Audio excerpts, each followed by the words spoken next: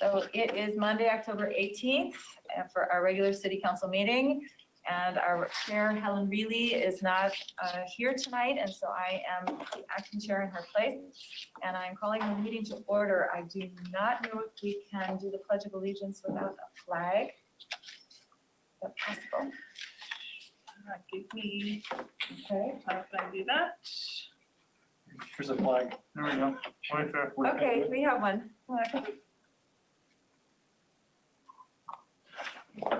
Tim, why don't you? Sure. I pledge allegiance To the flag of the United States of America and to the republic for which it stands, one nation, under God, indivisible, with liberty and justice for all. Thank you, Tim. All right, and we apologize for our tardiness. We were just having some technical difficulties, but we are now up online and available to you. First things first, though, we're going to have instructions from our city manager, Jesse Baker, on exiting the building in case of an emergency, as well as a review of our technology options. Hey, we're up with technology options. So we are now on the third floor of City Hall. So exit options are out the door to the right and down the staircase, or alternatively, out the door straight down the back hallway and down the back staircase.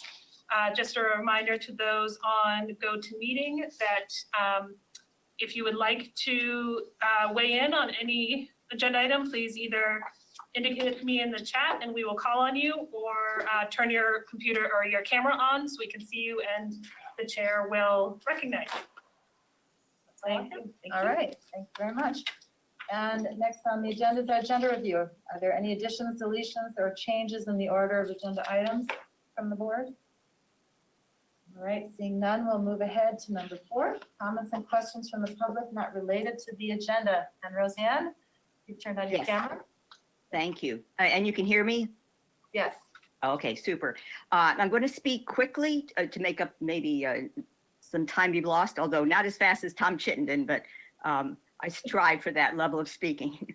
I occasionally send you information that I find. I wanted to tell you, I do this because I assume that as a retired person, I have way more time to read and research than you. Most of you, all of you here, have full-time jobs and families and children to take care of. So it's not as if I don't think you read, but I'm doing it in an effort to, since I found it and I want to share it with you.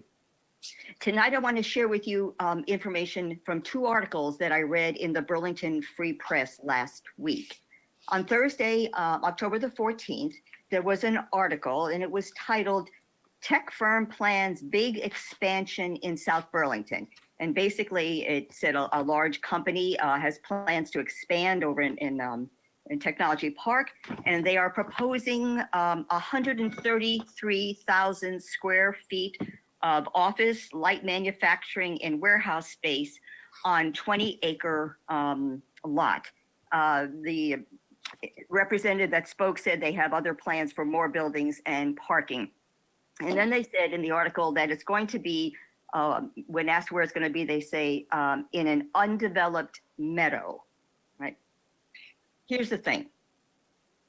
We don't know what the impact of this development will have on our environment, nor the amount of fossil fuels that will be used in its construction, nor the amount of fossil fuels that will be used in the long-term maintenance of these buildings, because we don't ask. Nowhere in our LDRs do we require the developer to report on the environmental impact on us or on the climate. As Tim and Matt know full well, our LDRs do require developers to provide assessments on things such as traffic and road egress, and up until recently, parking. But in a world of climate change, and even as you are talking about it and forming a climate committee, and even as the Planning Commission is drafting land development regulation changes, there is still not one single mention of the climate crisis, much less a requirement or a query or a request to do an assessment of the impact of development on the climate. Then the very next day, there was another article in the Free Press that at first look you wouldn't think would be related. It was about the American bumblebee going extinct. I'll just tell you a little briefly what it said. Maine, Rhode Island, New Hampshire, Vermont, Idaho, North Dakota, Wyoming, and Oregon each have 0 or close to 0 American bumblebees left. It says this American bumblebee was once the most common bumblebee species in North America, but without immediate action to protect it, it's going to become extinct. In the last 2 decades, the bumblebee population has decreased by 89% across the United States. And here are the reasons it gives for that. Climate change, pesticides, disease, habitat loss, and competition from other honeybees. Here's the thing. You can actually do something about 2 of these reasons that are driving the bee to extinction. Habitat loss and pesticide use. There's going to be, if it goes forward, 133,000 square feet of buildings paving over 20 acres of meadows, some of which is undoubtedly habitat. You can do something to protect that. Pesticides is the other thing that's killing our birds and our bees and our pollinators, usually over a quest for a green lawn. In this case, green is actually killing us. Cities have the authority in some cases to ban or restrict pesticide use. Cities can fix a lot of things on climate change. Cities can't fix a lot of things on climate change, but they do have a lot of ability to take actions which do have significant benefits.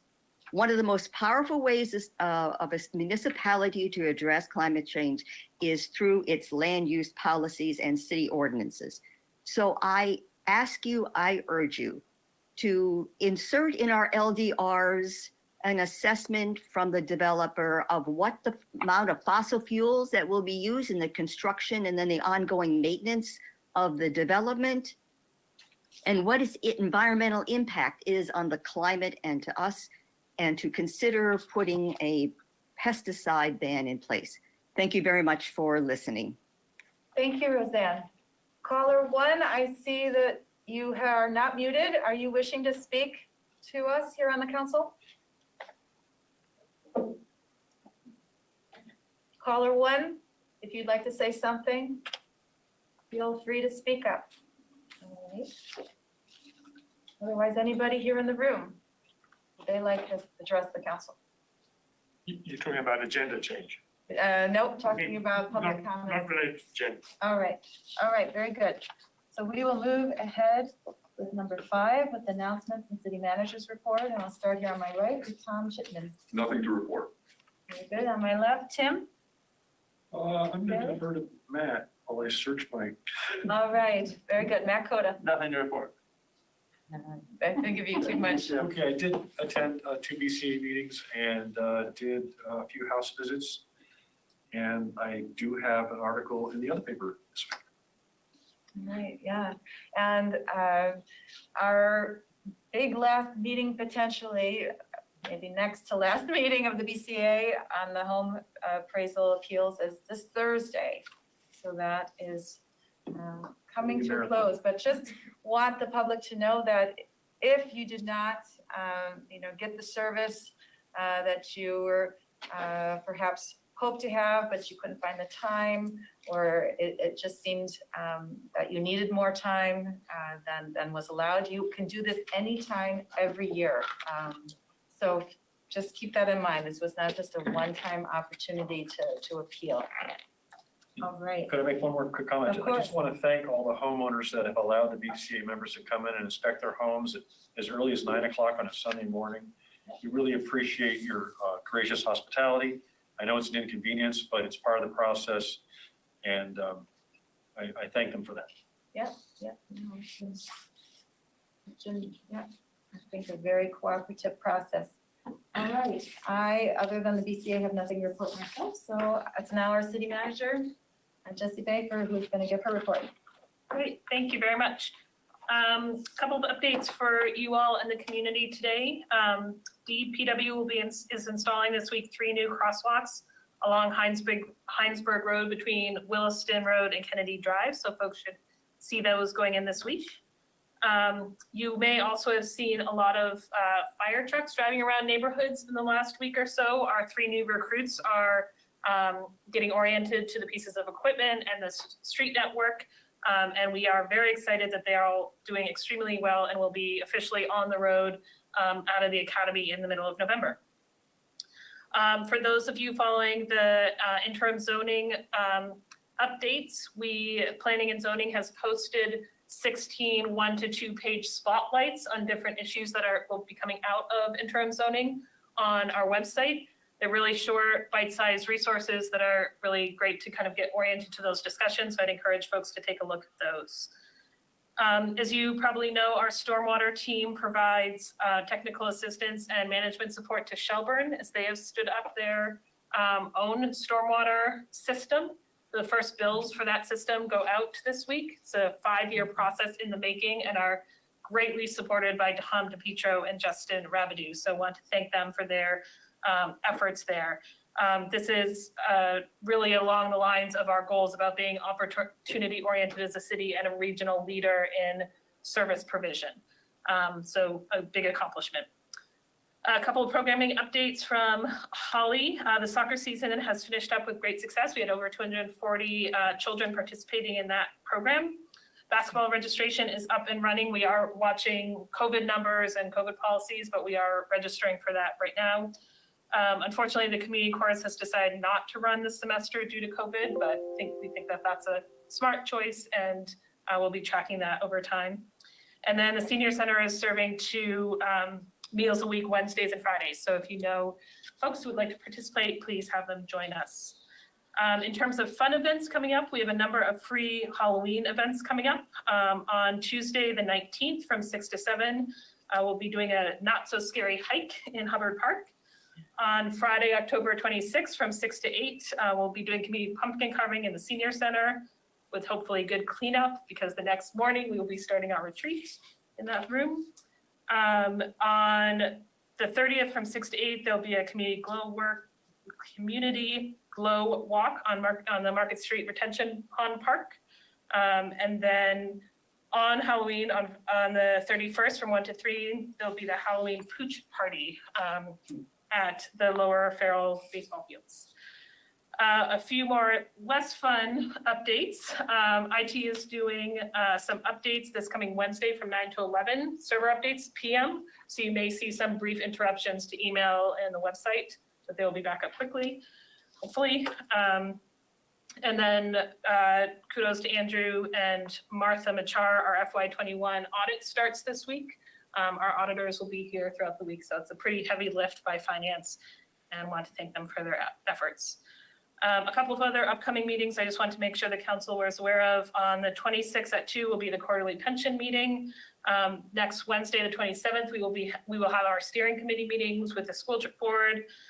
The 28th at 5 at Allard Square, we're having a kind of a focus group meeting about a potential sidewalk to be installed on Mary Street to collect neighborhood feedback on that. We have our policies and strategies retreat on the 30th, and then we have upcoming council meetings on November 1st, 8th, and 15th. Just want to remind everybody of those. That's all I have. Thanks. Thank And you. the basketball program, where are they going to be held? So we've gotten access to the schools, so it'll be mostly elementary schools and middle school. Okay. Fingers crossed, unless numbers drastically change, then we'll pivot as we can. Fingers crossed. All right, very good. Yeah. The meeting in Allard Square about Mary Street, it's solely about sidewalks? Or will there be time for discussion about possibly opening the street? So this is really a meeting focused on pedestrian connectivity. However, our team will be there, and if folks want to talk about anything else, we will of course be willing to talk about it. And when is that? That meeting is the 28th at 5 o'clock at Allard Square in the community room there, which is beautiful if folks have not been in it. Very good. Thank you. All right, next up is our consent agenda where we have the disbursements, We have the minutes from September 20th, city council minutes to look at and approve. We're going to be also considering the all hazards mitigation plan update, an agreement with the Howard Center to develop and operate the community outreach program through June 30th, 2027, and a request to apply for a fiscal year 22 municipal planning grant to support the climate action plan development. And I just wanted to give an opportunity to our newest counselor, Matt Coda, who was not here when we implemented the community outreach program. Just wanted to give you a chance to pull that out if you wanted to know more about it. Is that something you would like? Yeah, thank you. Okay, very good. So we will go ahead with the consent agenda, taking out the Howard Center agreement, that's 6D, in order to consider separately. Is there a motion to approve A, B, C, and E? So moved. Second. Very good. And all in favor? That was unanimous. All right, and so 6D, the agreement with the Howard Center to develop and operate the community outreach program. Would you like to? Sure. So the community outreach program is a program that communities in Chittenden County started in, I believe it was April 2018. We started mid-year really at the lead of Kevin Dorn. He, his brainchild and pulled together the parties. So it's a partnership between several municipalities and the Howard Center to embed community outreach workers into our police departments. So there is now a staff of 5 at Howard Center who serve Shelburne, South Burlington, Colchester, Winooski, Williston, and Essex, and is now extending to Milton and Heinsberg as well, I believe. So it's been operating since that time. What I can tell you, both from my time in Winooski, so the concept, right, is that with services reduced in other places, and mental health crises expanding in our communities and substance abuse crises expanding in our communities, first responders often become the kind of primary respondents. And entering those situations with a badge and a gun is absolutely the wrong intervention. We want folks being served at the lowest level possible. So the community outreach workers have built amazing relationships with the police officers and the police departments, and are sometimes deployed on their own, are sometimes deployed in partnership with police officers. But I can say that from my experience in Winooski, and I believe the same has been true here, huge resource not only for community members, but quite frankly for the police as well. So this agreement will, we've been doing annual year-to-year agreements thus far, and this agreement gives certainty to both our community that it will be maintained for 5 years, but also to Howard Center to know that they will maintain this book of business for 5 years. So I think it's a big win all around. Any questions? Yeah, I noticed in that contract that the coverage was up until about 8 p.m., I think it was. Are there exceptions to that? Like what happens if something happens at 2 in the morning and there's a need? Does the contract allow for an out of time call for them? If there's somebody available, would they respond to that? So the team, the community outreach team at Howard Center is organizationally seated with first response or first call. Right. So in that case, first call would be deployed. Okay. Also, I know that the police officers often will respond to whatever they need to overnight, and then will send an email to the community outreach team members who are coming in the next morning, and they will do the follow-up. So often it's not a response at 2 a.m., but a service connection the next morning, a check-in with a therapist or a caseworker, that kind of follow-up that the community outreach team does. If it's a true crisis, first call response. And what is Burlington doing? So Burlington has a similar program called Street Outreach that's primarily focused on Church Street that functions very similarly. It's actually managed by the same program manager at Howard Center, but is separate from our regional community outreach team. And are they able to fill the positions that are going to be needed for this new contract? Is there any indication that they have enough applicants or? So right now they're fully staffed. They are? Yeah. Okay. It is a position that turns over, so they are often hiring a new outreach team member each year. I think there are 3 alumni at this point who have moved on to other positions. I believe one of them has actually moved on to be a police officer, which is an interesting Wow. transition. But they are fully staffed at the moment. Is it the dispatcher who determines what kind of, service is needed? Or are these people that our police officers know perhaps so that they can, say, this is more for the Howard Center as opposed to an officer, or how does it work? So often it is the dispatchers who are making that determination. At times it is, I think the dispatchers do defer to, in the cases where they're not sure, it's not somebody who the department has a relationship with, they will defer to sending both a police officer and an outreach worker. And often what happens is they get on scene and then the police officer is put back into circulation and the outreach team member spends much more time with the individual. Any other questions? I could talk about this for an hour, but All right. it's just so interesting. I'd love to delve into a lot of different things, but go ahead.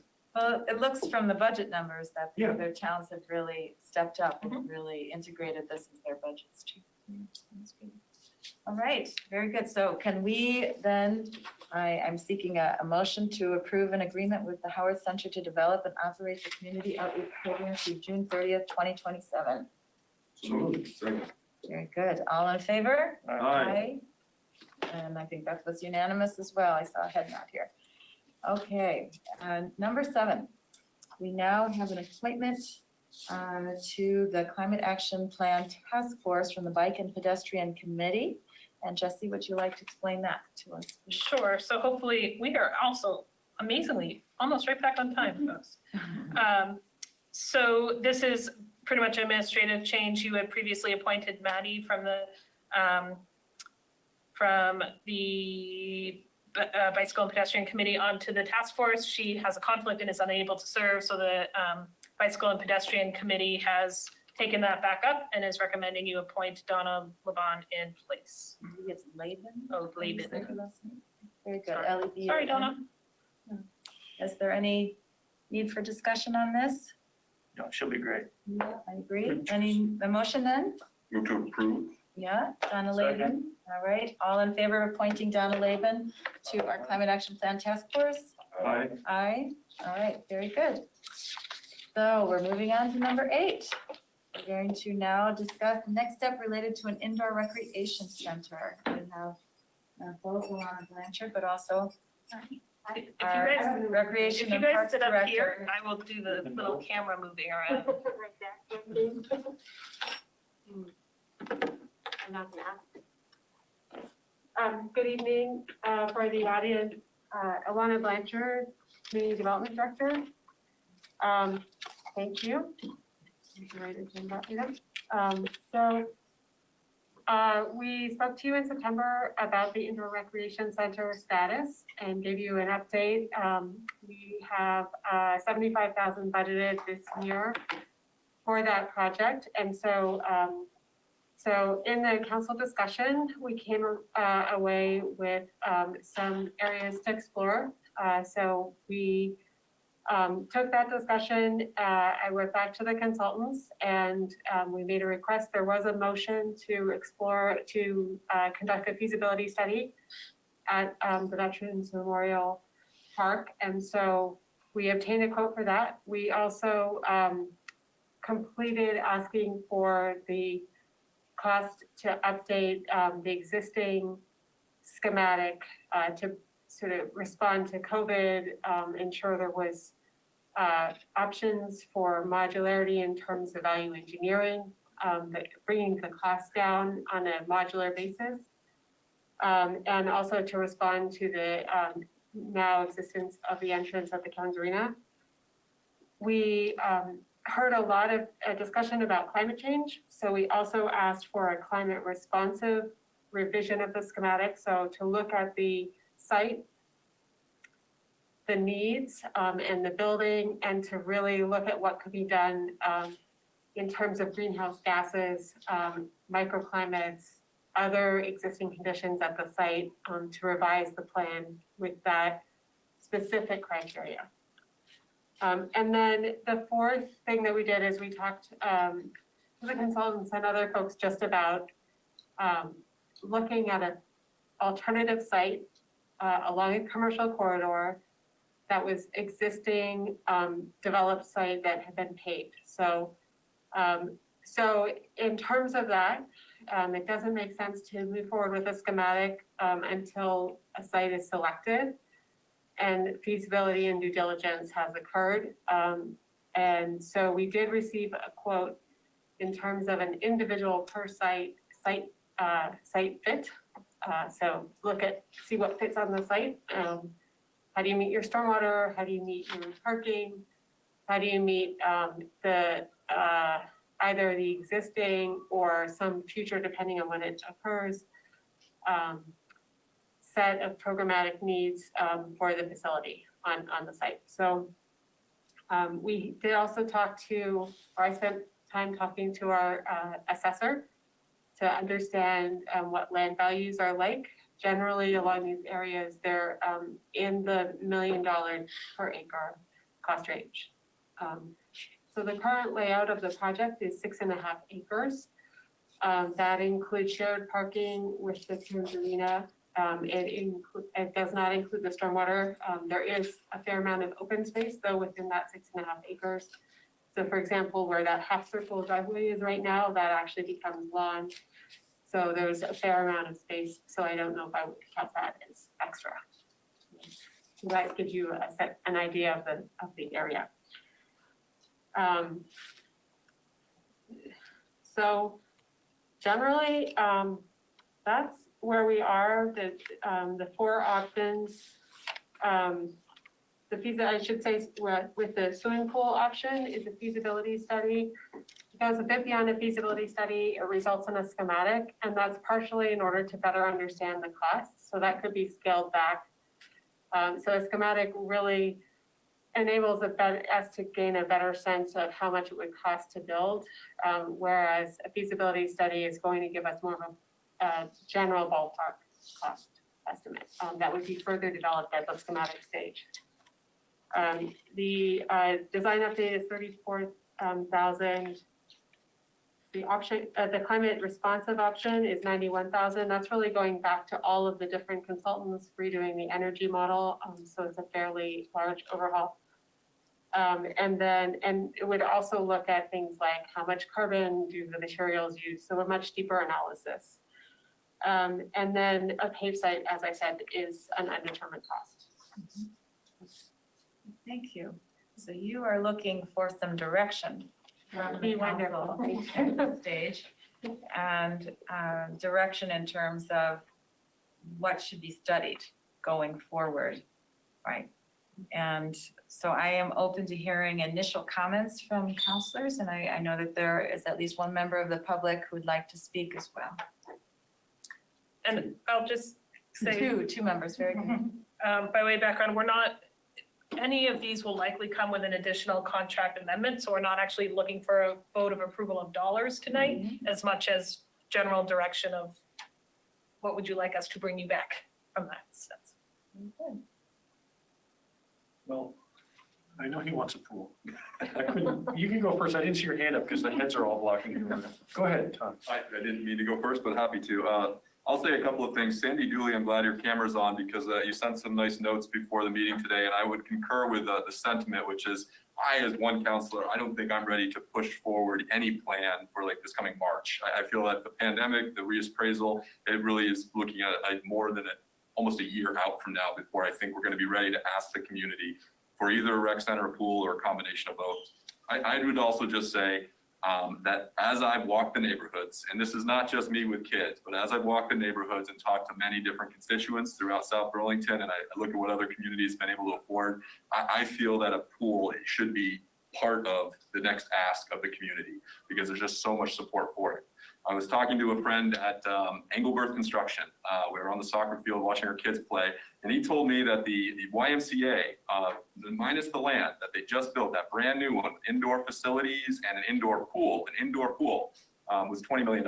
So it just doesn't seem like it's that far-fetched to put even an indoor pool as combination of this, that as just the pool guy that's constantly been advocating for pools, I know that you will get more support from this community if any plan we bring forward to the voters more than a year out or so includes aquatic facilities. Just this area, this region needs it. We don't have red rocks for kids to swim in these days with the pollution. I'm sad to say, I hope that changes over time. But I just, as one counselor, really hope that whatever we bring forward to the voters in due diligence in a long period of time has a pool included. Thank you, Tim, for giving me the floor. I wasn't meaning to lead us off with my pool mantra. Tim? Dave Kaufman emailed the counselors and shared some insight, and I have to agree with him about one thing, is that the siting of the center, really, to me, it makes the most sense to do it at Veterans Memorial Park. As much as it'd be nice to reuse some commercial land somewhere else, it's really expensive, and the synergy that we get by having an actual physical connection with the Cairns Arena makes a lot of sense. It's just intuitive to do that. And we also own the land. We have a design. There's probably, the stormwater design is also good. But there are a lot of other questions too, like the timing, like when would we want to put this before the voters? How much the total cost really going to be? Do we want to include a pool? And then take into account, those concerns that we've heard from other citizens about how much CO2 is going to take to actually dig up, and build this thing, because doing any disturbance is going to have that kind of effect. And then also, what kind of energy usage would the building have, depending upon how it was designed, and could we take advantage of any excess heat waste from the arena? So I think we should move forward to some degree with this and get the design work done. And then we need to negotiate how we're going to present to voters and when, and whether or not the pool should be included. At least we can have a design for a pool. I think that whether it's indoors or outdoors, that's another good question. I don't have an opinion on that right now. All right, Matt? Thank you for that. The question about, on number one, when you look at number one, you would be open to the possibilities of phasing of an indoor or outdoor, right? And that's going to take into consideration in the Yeah. design. Yeah, that seems to make the most sense to me, and I agree with Tim. Yes, there's underserved recreation areas in certain parts of the city, but just the cost of land and the synergy that we have with the Veterans Park and the Cairns Arena just makes no sense. All right, and I will just relay the comments of Helen Reilly. She is still very much keen on reusing already paved surface or developed surface that would be redeveloped.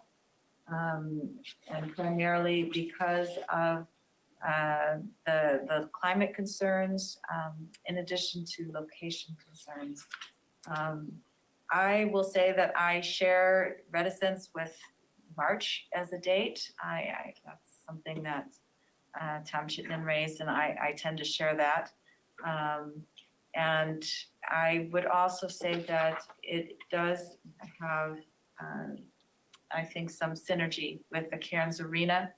And I would also like us to think about the environmental design of it. I think that you were very it was well chosen for you to put that as a bullet point, sensing where we are on the council and where the public is, I think. So those are my initial comments. And I see two here. We'll start with Michael Mittag and then we'll move on to Sandy Dooley. Yes. You want me to move? Oh, no, let me see how I can I can move. capture you. Oh, there you are, Michael. There you go. You're Spy right cam's there. coming. Okay, I'd like to make my pitch to the council about this. First of all, 6.5 acres, using up 6.5 acres of Veterans Memorial Park is a huge amount of space that we're giving away. We're constantly hearing that there's not enough space for soccer. We have to build a new soccer field down at South Village. We used up a big chunk of Veterans Memorial Park for the ground-based solar facility, which I opposed at the time for that reason, because I thought they could go on the roofs of the two arenas. And Councillor Chittenden mentions Burlington's Y, which has everything that we might need. And it's built on 1.5 acres. The building is 50,000 square feet on 2 levels, so its footprint is maybe 25 or 30,000 square feet, and that's about a third. The remaining 70% of the site would be available for parking and green space and whatever you want. So I think really we should look really hard at this, not wasting open space at the nature park, at the Veterans Memorial Park, which is so valuable to the residents and the children who play sports there. It's a big giveaway, I think, a serious giveaway. There are sites. Would it be improper of me to mention a site that I think could be? I don't believe so. All right, there's a 2.3 acre site on Dorset Street that belongs to Champlain Oil Company, and they've gone somewhere else. That's 100,000 square feet of space. A good third or 50% bigger than what the Burlington Y has. I don't know what the attributes of that site are. Maybe a brownfield? I don't know. I've had experience in my personal business life with such a site that we bought a competitor and they used a lot of oil in their processes.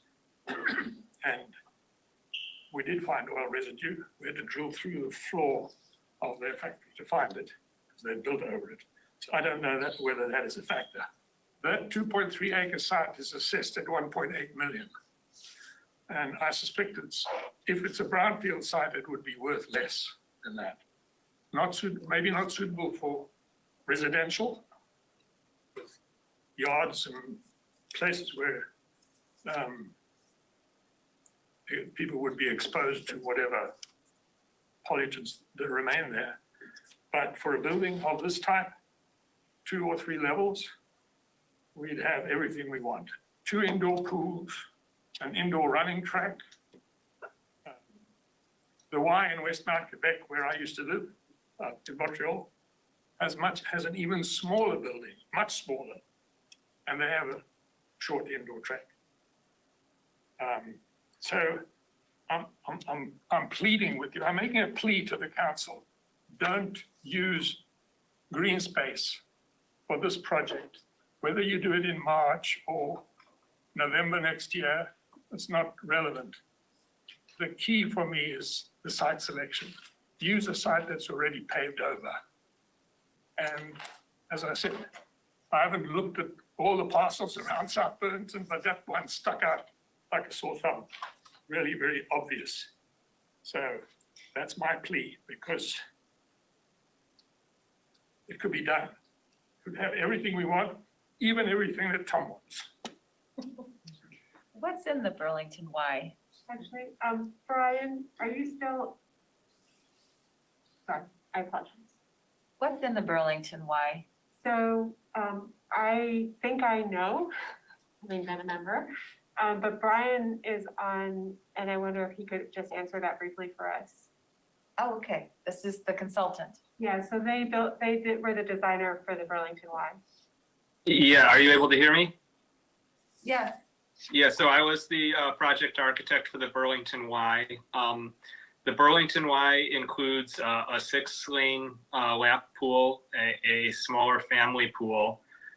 It has basically half of one basketball court. So one of the big differences is the program for the South Burlington Rec Center that was developed previously had 3 full basketball courts, as well as a turf court that was designed to be expandable to roughly the same area. So the the big difference in space between the Burlington Y and what was done for the rec center is really those, essentially the area of 4 indoor basketball courts.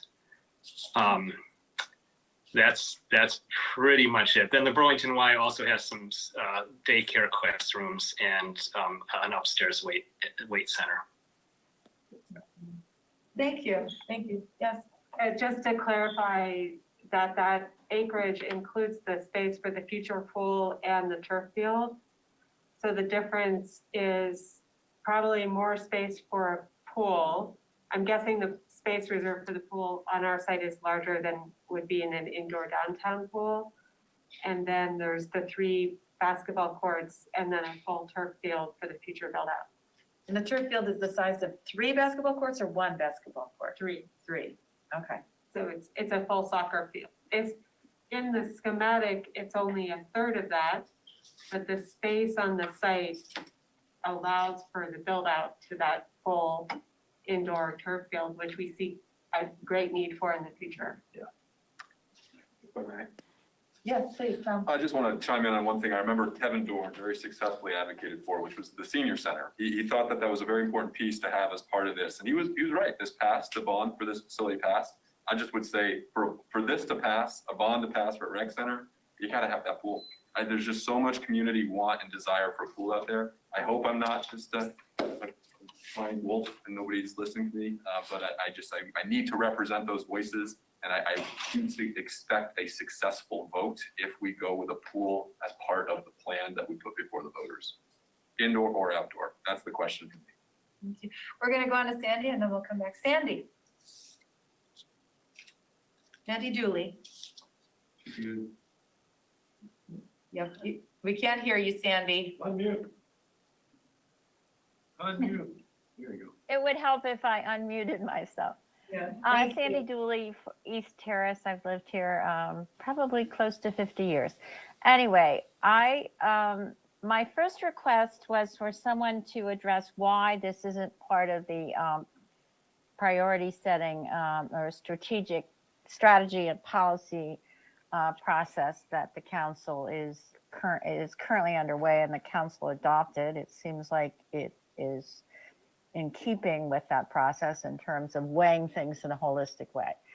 I certainly think my request is to do nothing on this until probably next fall and think about 2023 maybe, because I really feel the needed improvements in the school, either improvements or replacement of school facilities is a higher priority in the community. I can't say so, but I don't think there's been in my view, there hasn't been an exploration of where the desire for a rec center and its cost compares among the residents and property owners to the need to address the school's needs.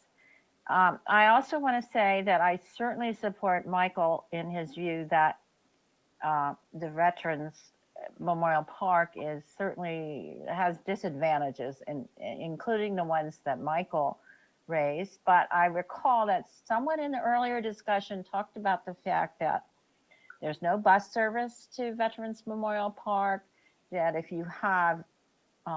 a priority is diversity and inclusion, it really needs to be pretty much in city center. And I'm disappointed that that priority is not reflected in the discussion of how, if you chose to go forward right now, there's no indication that there's an identification of that as a priority. All right, thank you. I think that Jesse Baker, our city manager, can respond to your first question about why this is not part of the priority setting process. So I would argue it is part of the priority setting process, and is certainly, you will see it on the list of documents and resources we provide to you on Friday in advance of that meeting. I think why we wanted to provide you this additional information tonight is that there are a lot of priorities on that list with a lot of things to talk about, and you in August had asked us for additional pathways, to come back with additional pathways. So we wanted to give those to you in advance as you consider how to weigh this against other things. So certainly an option for you tonight is to receive this and provide us specific direction, or to receive this and provide direction in the context of that process as well. But we wanted to have because we had said we would come back to you with options, we wanted to do that in a warned regular council meeting as well. All right. Yes, Michael. Yes, I just wanted to respond to something that Ilana mentioned, which is the indoor turf, 3 basketball court size, and then 3 basketball courts as well, right? Is that correct? Potential for. So there's 3 basketball courts Right. in the schematic today, and then a small turf court, but that the amount of land that I mentioned, the approximately 6 acres, it includes the full turf house field as Outside. well as the pool. Outside Oh, the as building. well as the pool. Yes, So the full. the Burlington Y is 50,000 square feet, and it's on 2 levels. So I'm assuming it's 25 to 30,000 square footprint.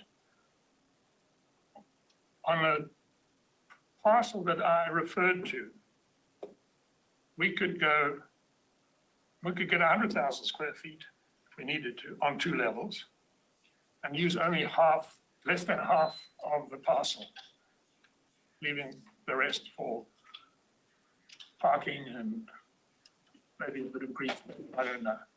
So it's, I don't think that's a limitation, although in the end, you might have to decide what's a must-have and what's a nice-to-have. And you might have to give up something to bring this project into a price range that South Burlington residents are likely to approve. So, Anything else here among counselors? All right, Sandy? oh, it's also on the bus service. Yes. And I was just going to add to Michael's in the sense that you can, I think if people are going to a rec center, not all of them would be able to walk a distance.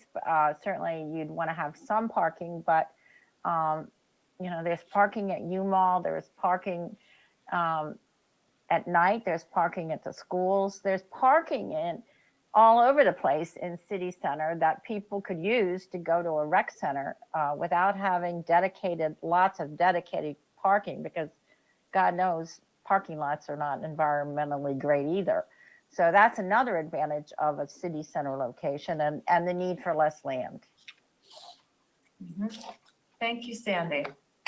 All right, so we need to answer your question, which was, do we provide direction here, or do we provide direction on how this should be part of the prioritization process? It's hard for me to answer that second question. So I think if there was a strongly held opinion by the council tonight that you want to go in one direction, and you are prepared to give us direction, and again, it's not to say go spend, for 34,000 plus 91,000, it's more go prepare contracts for us to consider to do these parts. If you feel strongly that you are certain that at a minimum you want to do that design and study, you can provide us that direction tonight. Those agreements will come back to you at a future council meeting for a vote. That would still enable you to weigh those things against other things that will be discussed on the 30th. So I think there is a both and, or you could say, thanks for the information, we'll take this into consideration, and as we consider all the other priorities on the 30th, we will provide specific direction on this as well. Excuse me, I've been asked to go home. Thank you so much. Thank you, Michael. for hearing what I have to say. Thank you very much. All right, thank you for clarifying. Alana, is that And about? yeah, a lot of you had raised your hand. Did you want to add something? Yeah, I'm not sure that we would because it's an amendment to an existing contract, I'm not sure that we would need to bring it back, but we do need direction and don't need to have it tonight. So the 30th could be a time or sometime after the 30th. It's your prerogative when we proceed with this project, so it's, it's up to you guys. Thank you. When you want to. Where are you all sitting? Yeah, Tom. I feel like I have to raise this now because otherwise I'll regret not doing it months from now as this moves down the tracks. But I will say the St. Michael's hockey team plays at Carnes, do they not? All their games are at Carnes Arena. The University of Vermont Athletic Center is about to demolish their Forbush auditorium, so they don't have a swimming pool. And when I spoke with Jeff Schulman in the before times, they don't currently have a plan for the space. I think it's a good idea, maybe if our city manager or Lana wants to at least open the conversation with the University of Vermont. That is a stone's throw from campus, and I could see UVM being at the table with a great deal of resources if we move forward with all they require is that the pool be a certain length, Olympic length. But if they were able to come up with the monies for the pool to serve the swim team for the University of Vermont, there is an avenue there. Again, serving the greater regional aquatic needs for a swim meet space. There's a whole advocacy group. I think I sent you a contact, Jesse, on the pool aspect. And at this early stage of discussion, I really encourage us to at least broaden the conversation to see if there's other monies to be had for this. As for where we are tonight, I don't think we need to hurry on this. I think this needs to be put on the back burner and then maybe come back on October 30th. I'm just glad that the pool isn't being laughed off the conversation table. So I'm just excited to have more conversations about rec facilities and pools in the future. All right. Yes, Matt. And I know number 4, thank you. I know number 4 is a question mark in terms of cost. And I know you've talked to us and you've said that now it's gonna be so much easier when you own the land from both a cost perspective and a planning perspective, because the seller of the land, our time frame might be different from their time frame. But Sandy and Michael really swayed me in recognizing that if we build a $20, $25, $30 million rec center at Veterans Park, while there is synergy and there is parking and there is all the components there, it's going to feel like an SCQ amenity and not one for other neighborhoods. And I think we have to do our due diligence. I don't know what the cost is to ensure that there isn't other parts of our city where we could serve more people in other neighborhoods as well. So I understand the challenges when you don't own the land, but I think we have to investigate all opportunities so we can deliver on that, so we can say we tried. We made an attempt. I don't. Do you want to add something? I hear what you're saying, but I disagree about, the focus on the southeast quadrant. Veterans Memorial Park has been there for a long time. It's used heavily by Little League and upper age baseball and soccer of all ages, right? Including the clubs, especially during June when they have their tournaments. That is a very heavily used recreation resource. And although it would be great to look at other locations, I can't see spending the time and the money on doing that when we have the land right there. It's right next to the ice rinks. We've got the parking and we have the space for it. And Burlington had to really work really hard, with the Y trying to find a location. And thank goodness they knocked down that Ethan Allen Club, that god awful building. What a great location for it. But it just, I just want to impress upon people that we have a spot. That is a recreation facility for South Burlington, meaning the whole Veterans Memorial Park, right? And we have room there. I just want to make sure everybody understands that if we have the room for it, and it's right next to the ice rinks, and there's, everything's ready to go in terms of design, we should push very hard on that idea. I'd love to go see some other place, but we already looked at the Cocoa facility, and Kevin Dorn had an idea to put up an inflatable structure there, right? Yeah. That didn't pan out for whatever reason. I mean, I think we finally abandoned the idea of an inflatable structure because it really wasn't more than a 20-year plus type, piece of architecture. Whereas something that was steel built would be a long-term investment for the city. And this is a long-term investment for the health and well-being and quality of life for all of our citizens. So wherever we put it, it's going to be a nugget for everybody to use. How they get there, that's going to be more difficult for some people because there's not a bus line servicing it. But sometimes you have to put things where it's the best location for the most people, right? Even if you can't get it for everybody. So I just want to make sure we understand that the Veterans Memorial Park is already a park. Well, as I hear us all talking here, it seems like we are not coming together here in consensus. And I'll just add my voice after hearing the public and hearing my colleagues here on the council. As I recall, the reason why we turned away from the Cocoa Oil building was because we had a member of our Economic Development Committee tell us that that should be used for business and that Or for housing. it made no sense to put, a municipal building on a property that could give us some property taxes. And at the time, that swayed the council. Which would be true for any other property that you went looking at that was privately owned. So at the same time, I think that we have to consider that this would come in multi-generational steps. And I think that Burlington is very fortunate to have several recreation buildings scattered throughout the municipality.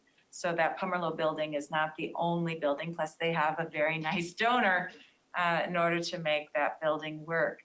And so I certainly wouldn't want this to be seen as the end all of recreation in South Burlington. Whatever we come up with would be a step towards serving our community. And as our community is being separated by 89, being separated, through the various intricacies of our roadways, I don't know that there ever could be a truly central location that everyone could access, which is why I would see this as a piece of perhaps several, buildings for future councils and residents to come together and work on. I am swayed by having properties being redeveloped. I am swayed by the argument that we have to consider cost and that we have dire needs in our Recreation and Parks Department right now. And I do see that given the cost and the dire needs of our Recreation Department to have something modest up at Veterans Memorial Park, this does make sense to me. But I do see that because we are not reaching unanimity here, it would be good for the community and for us to consider thinking about this and prioritizing. So I guess that's how I would sum it up in addition to giving my own comments. I'll add one thing. I agree with you, Tim. I'm not against putting something at Veterans. It makes a lot of sense to go there. I just want a pool. I put it at JC Park, put it wherever you want. I just want a pool. Yes, Sandy. I just wanted to add a couple things. I do know that, I don't know if it is a brownfield, the Champlain Oil Company, but Champlain Housing Trust built housing in the Old North End on brownfield land, and there's money available if you, at least there was, for using brownfields and bringing them into a better state. The only other thing I would comment is my sense is that while most of the use of Veterans Memorial Park is for team sports, I'm not sure that really translates to a rec center, especially to a pool, an outdoor pool in particular. I think of that as a major recreation kind of thing. Often families, yes, there would probably be some races and things, but I don't think the nature of the use makes it an apples to apples comparison to the current use of Veterans Memorial Park. That's just what I wanted to say. And while I think, and because of that, I think something that's located more centrally. And the other thing is, have you looked into talking to people, sources about donating land?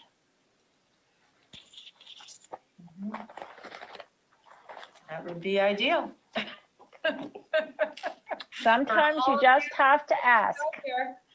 We are taking offers. Second letter.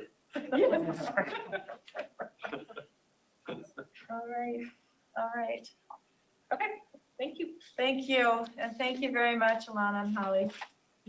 You're welcome. You can stay. Yeah, Alana's not going anywhere. All right, so we are up to item number 9, which is review the draft tax increment financing district TIF substantial change request and consider setting a public hearing date of November 15th, 2021 at 7 p.m. And again, Alana Blanchard, our Community Development Director, will be leading this discussion. Should I just go ahead and move the proposal for the hearing? You, sorry, go ahead. Can you? For the public's benefit, I haven't let's give started it a little speaking. bit more. No, but what do you do? Dark masks. So, good evening. Thank you, Chairwoman. I'm presenting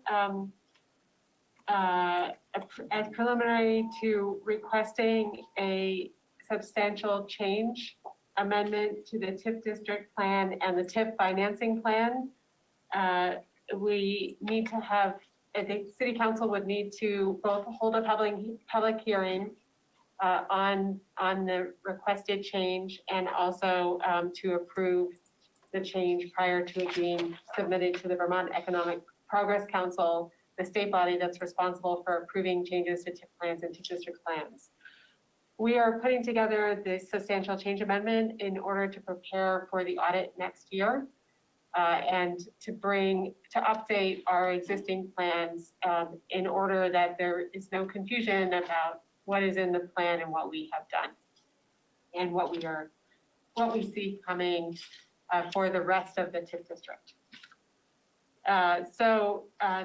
The substantial change will update the revenue model. This was presented in September, and we are still working through that. It will update the public project list, the costs, and the timeline for implementation. So on the second page, I put together a brief summary of the projects.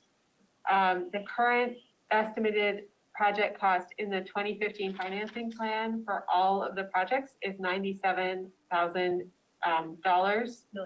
I'm sorry, $97 million. It's not that way. The TIF estimated TIF contribution to that total cost. So we have a mix of funding for these projects, including federal, city, and impact fee, among others. Is $54,998,000. The change that we are requesting, we are estimating, we're waiting on some numbers, but approximately 61 million or 62 million total cost. And then the TIF district contribution would be $26 million. The remainder of that, so the delta between the 62 million and the 26 million would be approximately 18,000 in estimated federal grants and an estimated 18 million in city sources. So that's a mix of bonds supported by the reserve fund, grants, and other, so state grants, and then foundation money, among other sources. And then I also put together a debt look ahead. So essentially, we would expect that should we receive for example, the federal grant for the pedestrian bicycle bridge, then we would have 4 remaining projects: the city center, Dumont Park Phase 2. So it's the city center park, a connection between the existing park and stormwater pond. Garden Street, Phase 2, the Wilson Road streetscape, the pedestrian bike bridge, and we would likely be ready to request a vote in November of '22 and March of 2023 for those projects. We would be removing from the TIF district plan the parking garage, stormwater and wetland mitigation, wetland mitigation and stream restoration, and the urban park and festival streets, and the recreation center. So all of those would cease to be TIF eligible projects unless we went back for another change. We recommend holding a public hearing on November 15th, as you stated, in order to submit in November so that this can be considered by Betsy in December. Very good. And that 7 o'clock time would be good for that meeting. I don't know if we have any other meetings. Okay. All right. Any questions about the major changes? I do not either. Any in the public? I see no cameras. Caller 1, you still are showing to be green. Are you wishing to speak up? All right, so I would be looking for a motion. then. Sure. I'll move that we set a public hearing date of November 15th for consideration of a substantial change to the TIF district request. Second.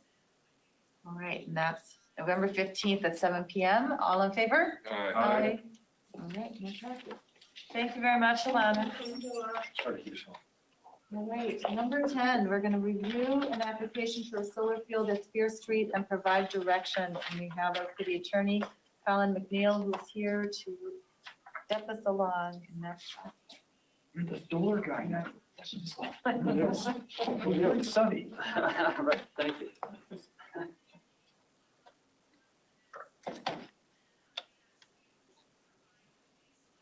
So thank you, good evening all. I'm here tonight to present what is an application by an entity who is named Spear Street Solar LLC. They are putting in a solar farm on Spear Street, 600 Spear Street. They don't say exactly how many solar panels, but it's about 15 rows. It's a 500 kilowatt electricity generating facility. And it is an application that they have submitted to the Public Utility Commission. And so it comes before you tonight because as the municipality in which this is going to take place, you have the ability to enter your appearance as an intervener. You have ability to make comments that would be made on the record to the Public Utility Commission and to the applicant, which they could address, or you could request a hearing. The deadline is October 22nd, coming right up. And we're here tonight really to get your feedback as to whether you would like to take any action. We submitted a memo to you that outlined that this came before you, I believe, back in August, perhaps. And it came before you as per statute. Entities that are going to file an application have to give a 45-day notice of that, and they did so. And I believe at that time you elected to make no comment. I was not here at that time. The Planning Commission, it was submitted to the Planning Commission as well. The Planning Commission did make comments. They had about 4 or 5 comments. The planning staff has been working with the applicant to address the Planning Commission's comments. And at this point, they are not recommending any further steps be taken. There was a question by Helen about whether or not a fence was required. So About whether or not a fence is required. the proposal is to have a fence. I know the Planning Commission asked the question there. One of their comments was, please don't install a fence. And the applicant responded in working with the Planning Commission that a fence was required. I did speak to the fire chief our fire chief, who advised that the National Electric Code, I believe, does require a fence because of the amount of electricity that's being generated just for safety purposes. So they, in working with the Planning Commission, the applicant has modified their application a little bit to allow for, I think, what they're calling an agricultural fence, as opposed to a straightforward fence that has 6-inch by 6-inch squares that would allow animals to go through. And they're also raising it, small animals to go through. Not, I don't think they want deer, for instance, because I was in the materials, they advised that, deer could perhaps chew on the wires or get hurt by the solar generating panels, and the electric wires. And I know as part of their conversation with the Planning Commission, the applicant has also agreed to raise it a little bit above the ground for the same reason, so that smaller animals can go under the fence as well as through it. An additional item that the Planning Commission wanted was a walking trail around the fence, around the entire circumference of the facility, and I believe that they, as part of their application, they've agreed to do that and maintain that trail. So the Planning Commission with those changes seem to be satisfied. Any other? Yes, Tim? So the issue of fencing has come up before in South Burlington when you compare the Chittenden Solar Field at the bottom of Du Bois versus the Clare Solar Field, which is behind me at the cider mill. Clare doesn't have a fence. Chittenden has a fence because I think Littersdorf said he thought he had to put a fence in. But when they put in Clare and Larkin didn't have to put a fence in, when I talked to Littersdorf, he was like, I could have saved like $10,000 not having to put a stupid fence up around the Chittenden Solar Field. So I don't know why they think they need to put a fence in there, but I can't think of any reason, either state or local, that requires them to put a fence in if we have a 1.2 megawatt facility, in the southeast quadrant that doesn't have a fence. It also happens to be in a migration path, right? I mean, I'm not sure that Spear Street Solar would be, but I don't think they have to have a fence at all, personally. I think it's a waste of money and it's a waste of resource, and then you have to vary it for the animals. Why bother to put it in there at all if you don't have to worry about the animals, right? You can put a trail, you can cut a trail around it for people to walk, because this is the same property where we had an IZ application for some housing, right? This is hold on. So this is the eastern portion, right next to the interstate. It's the 1/3 of that lot. The other 2/3 face on Spear Street with an existing metal building and 2 existing homes. They wanted to erect several units of housing. This is Von Turkovich, right? Yes. Okay, so it's that same property. So the people that will be living there could have the ability to walk out around this field, but not, they shouldn't be walking in around the panels. So I'm not sure what the fire chief means. I don't think that there's a requirement. All of that, those wires are inside conduits, right? So they're not to be, no one's going to be touching them. You can walk around the solar panels up at Dorset Park right now. There's no fence around that either. So I'm strongly against any fence at all. So if that means we have to be interveners in this, so be it. But that's going to mean some expense, right? Yes. Or we could submit a comment letter with any comments, questions, or feedback. That's correct. Yes, please, Tom. So I'm of the similar mind to Councilor Barrett. I would also just ask if, instead of being forced to spend money on a fence going all the way around the solar panels, can we use that as, can we collect what they would spend on it and use that towards the sound barriers that we've been talking along that stretch? If I'm not mistaken, this is going to be adjacent to the interstate, where we are looking on the other side of it. We have many residents there that are craving some sort of sound or noise barriers. And I'm just wondering if that's the better type of fence just along the interstate, as I see in many populated areas throughout this country, concrete walls that bounce sound from the trucks away from the neighborhoods. Are you talking about a barrier on the other side of the interstate or for that piece of property? We'll stretch both sides if we can collect the money to start building towards that property, the plan we saw included a berm, right? That would, and those homes were pulled back so far from the interstate that they were pretty confident that they wouldn't be hearing too much of they're going to hear something, but it wouldn't be as bad as what the people on the eastern side of the introduced here today. So, If you're gonna spend it on a fence that we don't want, can they just give us the money and we'll build it when we need to at some point? My understanding is, and obviously, we're not the applicant, so I can only speak to what I've been reading in the materials presented, but it seems like they are the ones advocating for the applicant is the one advocating for the fence. The planning commission asked that they remove the fence, and they said, we can't, we have to have the fence. I don't believe Perhaps they fear vandalism. I don't care. Claire, I don't think Claire has had any vandalism, and it doesn't have a fence, and it is the biggest installation that we have. Sounds like the majority of us are of that mind, yes. I'm not prepared to intervene in order to force them to not have a fence. If the council all agrees that we would prefer not to have a fence, I would send a letter urging the PUC in their Act 248 proceedings to look at that issue. Yeah. And determine whether or not it in fact is required, because it is, because the council felt it was unnecessary or that certain modifications needed to be done to allow for wildlife. I think that's a good use of pen and paper. But I'm not sure I want to intervene on this. Councilor Coda, Yeah. are you comfortable with that letter indicating the council would prefer there not to be a fence? Yeah, okay. Okay, Yeah. great. Yeah.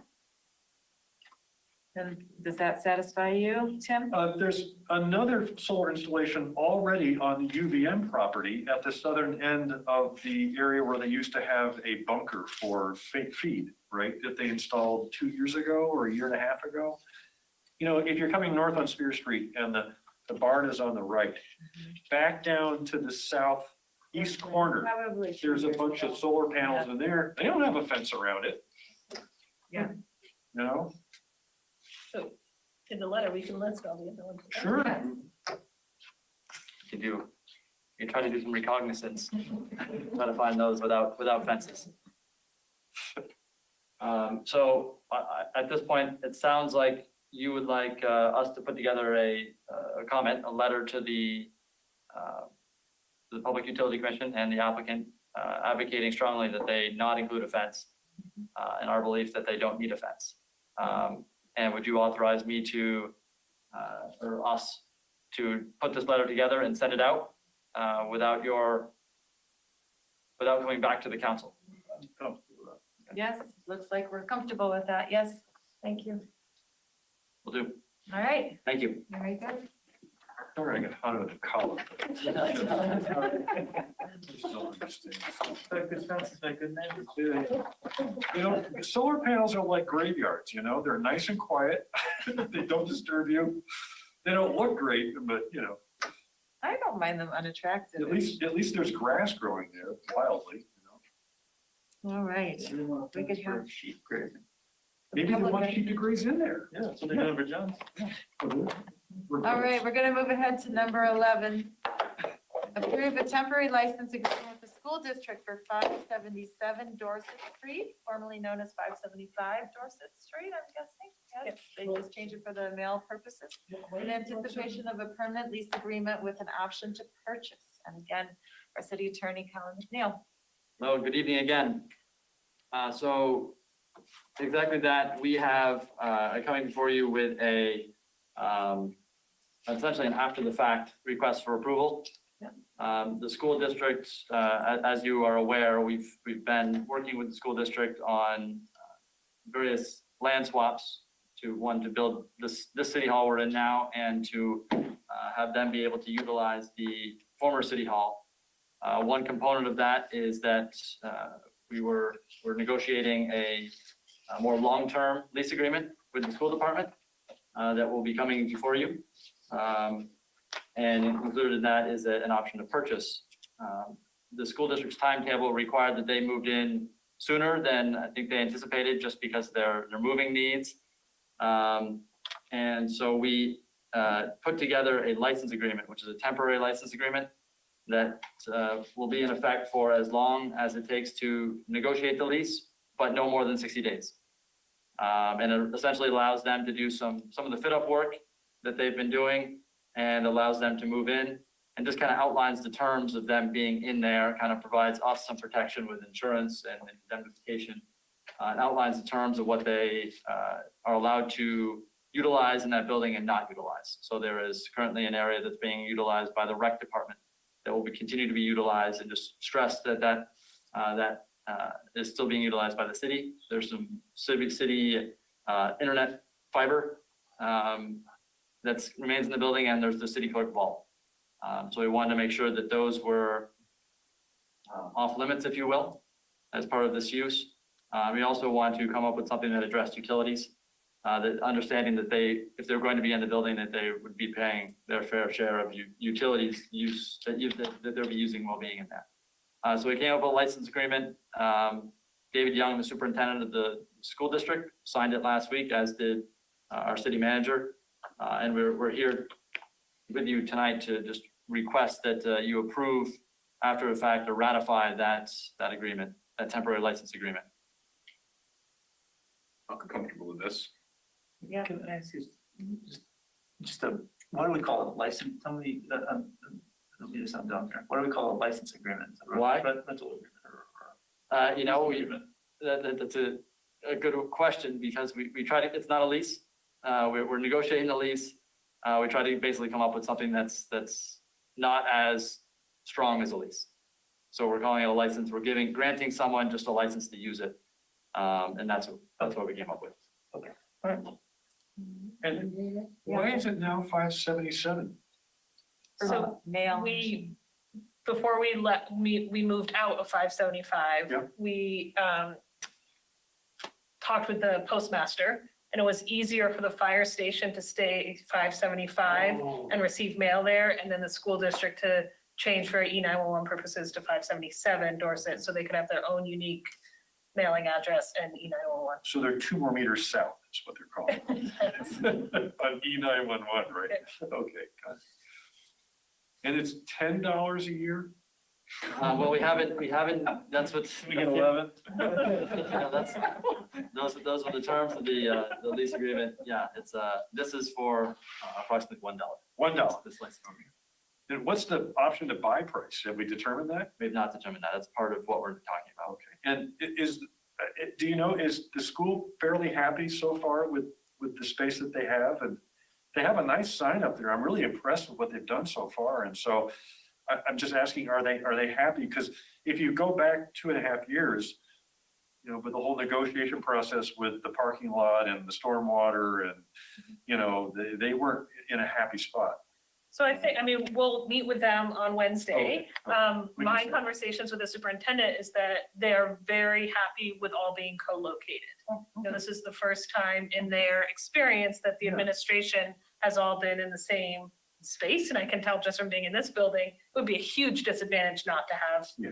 that as the case. And they're doing a lot of work there. You know, I think the conversations, the negotiation today has all been very amicable. Just really thinking about the best long-term potential for the city and the school and our shared constituents. We've had some bumpy roads with the school board in the last couple of years, and so if this is smoothing out and this is good for them, it's just a nice thing to know. Yeah. So I'm appreciative of the work. I've had nothing but positive experiences with the school. I'm really glad that it's working out for them. It's very positive. Yeah.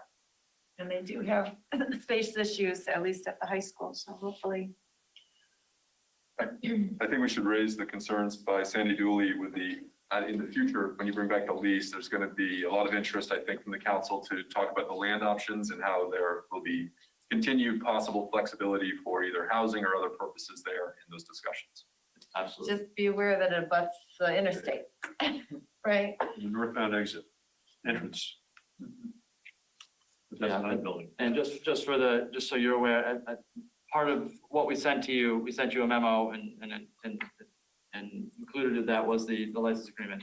And so an exhibit to that license agreement was the map that was originally worked out between the school and the city. That included essentially a yellow box around what land we're talking about. It doesn't, and that obviously excluded much land around the property that's now wooded, so. Right, very good. So I am looking for a motion to approve the temporary license agreement. So moved. Second. All in favor? Aye.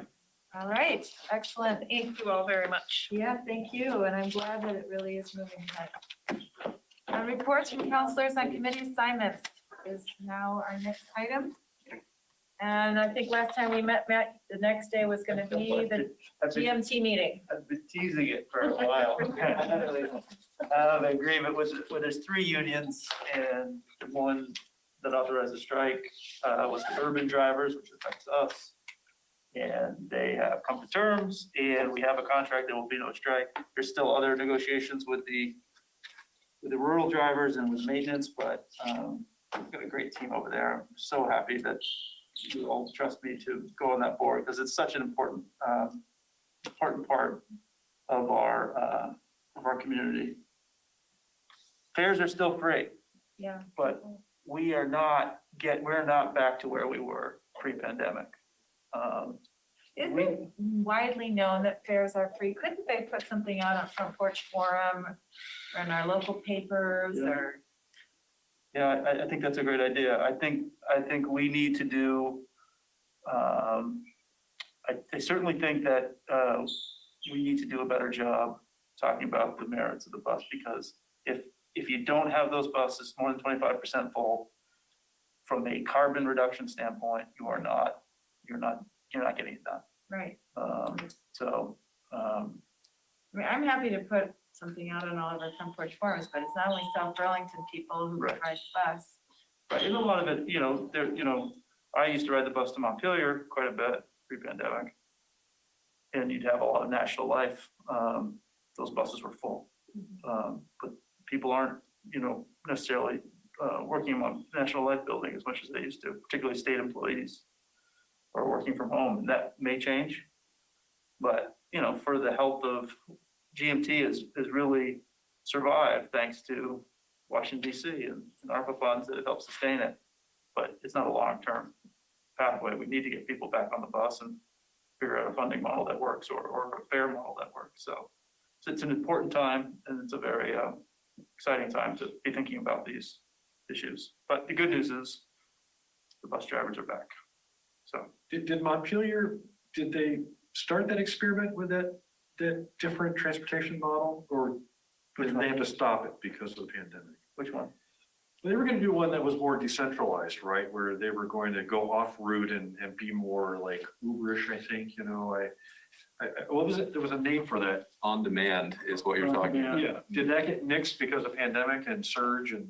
I thought it was in place, but I don't know. I'd just like to know how that, if they did do it, was it successful, how can we apply it here so we get rid of empty boxes going in circles? Yeah. So. But I did see an electric bus the other day. There are 2 electric buses. They're still working? Yeah, there was problems with them, because they would power down if they were half full. And those largely have been worked out, but it's been taking a lot of work with the manufacturers, and I'm sure What do you that. mean they would power down if they were half full? So they would get to 50%, and the computer, battery? the battery, even though they had 50% left, something in the computer chip or whatever would tell them, get back to the station, you can't continue on. So they really only they're only utilizing, it's like they're using half a tank of gas. Yeah. For whatever reason, but that's just a computer software issue they finally resolved. Problem is the buses are so large that they can't do the rural routes. Right. And, excuse me, the rural routes, the in-town routes. Oh, they're Too they're big. longer than the standard? Yeah. That's right, they're huge, right? Yeah, and then at a half a charge, you couldn't do the long routes. Right. So everyone was sort of frustrated by that process, but the manufacturer stepped up after a long delay and fixed that computer software issue. But the real, when you get the smaller cutaways that can do the in-town routes that are run on electric, that would make more sense. All right. And any other committee reports? You have one coming up, so I'm guessing you don't have a report Oh. yet. From Queen City I Parks. heard Jesse Baker talk about the pension advisory committee. I don't. Quarterly I don't know meeting. If it's coming, I don't know when it is. I'll send you an email. Oh, well, okay, it'll be 3 months from the last one, I know that. What's that? Is it next week? Next Tuesday. Yeah. Oh, it is? Oh, Yeah. well, I guess I'll have somebody report next Should I time. make a calendar? Tuesday at 2. It'll be something like, the market is up, the market is down, we're okay. All right, I think other business then. Yes. Yes. Just quickly, thank you to Public Works for the accomplishments of the paving project over the summer, even though they didn't do it, but I think it's, what we have paved is good quality. Spear Street is great. Other streets are good too. I know Dorset Park was done, right?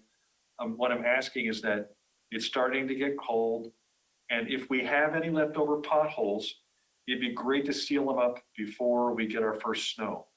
So the nice thing to have to report is that I don't have any potholes to report.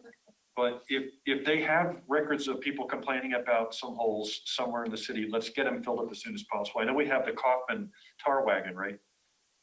It's a trailer that's full of, yeah, so Yes. isn't that the Dave Kaufman tar wagon or something like that? I have no I idea. thought they named it after him because. I don't remember that. You guys have side conversations over there. I don't know. As long as we're not as bad as the northern end of Pine Street, that would be really great. Because it is like a minefield, especially on a bicycle, so. All right, any other business? All right, so I guess I will entertain a motion to adjourn. So moved. Second. All in favor? Aye. All right, Thank you excellent. all for your patience with the Thank you. technology. We finished a half hour early.